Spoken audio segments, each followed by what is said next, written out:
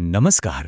આજે આપણે શ્રી રામ શર્મા આચાર્યના પુસ્તક ગાયત્રી પરિપૂર્ણતાની દિવ્ય ગાયની દુનિયામાં ઊંડા ઉતરીશું. આ પુસ્તક મંત્રની શક્તિના અદ્ભુત અને પ્રેરણાદાયક અનુભવોથી ભરેલું છે. તો પુસ્તકની શરૂઆત જ એક બહુ શક્તિશાળી રૂપકથી થાય છે અને સાચું કહું તો આ એક વાક્ય જ આખા પુસ્તકનો સાર સમજાવી દેશે. અહીં લેખક ગાયત્રી મંત્રને કોઈ સામાન્ય પ્રાર્થના તરીકે નથી જોતા.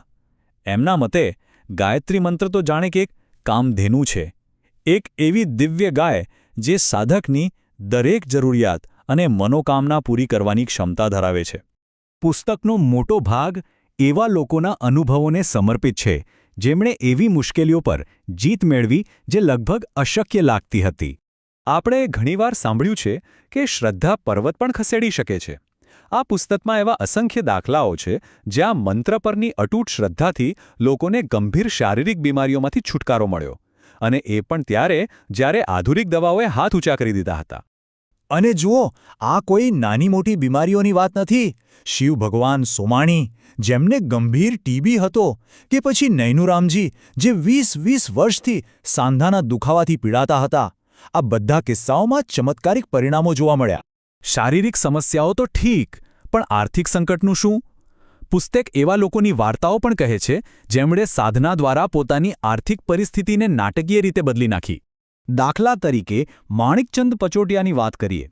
તેઓ દેવામાં ડૂબી ગયા હતા, ધંધો બંધ થવાની અણી પર હતો, પણ પછી સાધનાના બળે એમણે ન માત્ર બધું દેવું ચૂકવ્યું, પણ પોતાના વ્યવસાયને ફરીથી સફળ બનાવ્યો. પુસ્તકમાં એક વાત વારંવાર સામે આવે છે, અને એ છે દૈવી રક્ષણ, એટલે કે જીવલેણ પરિસ્થિતિઓ અને નકારાત્મક શક્તિઓથી બચાવ.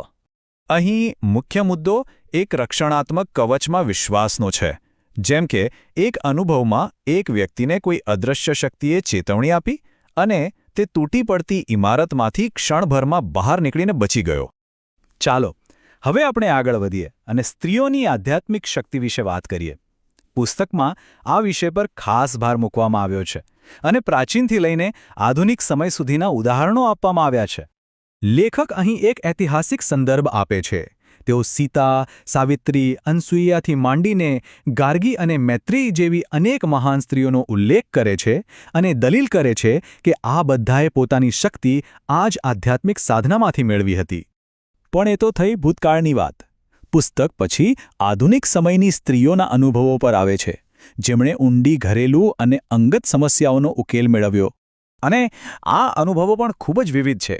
જેમ કે હેમલતા ચેટર્જીને વર્ષો પછી સંતાન પ્રાપ્તિ થઈ, તો બીજી તરફ વિમલા દેવીના શરાબી પતિ અને અત્યાચારી સાસુના વર્તનમાં સંપૂર્ણ પરિવર્તન આવી ગયું.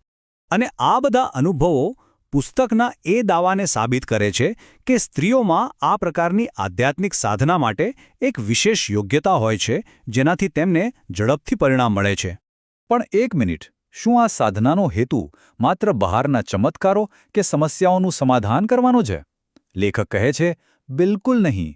આ બધું તો માત્ર એક શરૂઆત છે. પુસ્તક અહીં એક બહુ સ્પષ્ટ ભેદ પાડે છે.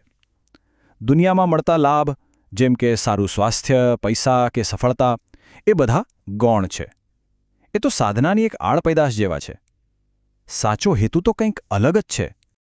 તો એ સાચો હેતુ છે આત્મશાંતિ, એટલે કે મનની એવી શાંતિ જે બહારની પરિસ્થિતિઓ પર નિર્ભર ન હોય.